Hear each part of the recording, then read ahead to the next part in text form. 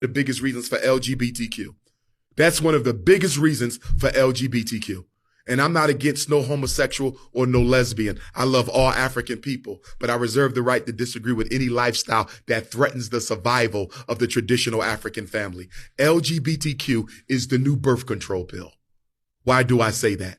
2 men cannot reproduce. 2 women cannot reproduce. And now they're even transgenderizing our children. Do you know what that means? They're manipulating and indoctrinating African children to undergo sexual surgery so they'll never be able to reproduce again. When Dwayne Wade, whose son is now legally had his birth certificate changed. He's legally a girl. Yeah. Hormone therapy.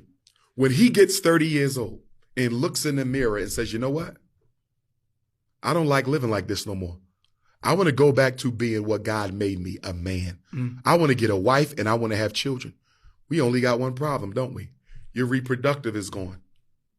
We got another problem. Your testosteronic levels are gone. Your ability to produce healthy seed is gone. There is no going back. We are not looking at this LGBTQ thing the way we should be looking at it. It is birth control and racial extermination. Why you think Kamala Harris is traveling throughout Africa, trying to convince African countries to legalize gay marriage? Why does America care how Africa chooses to run its society? What do you care about marriage in Africa?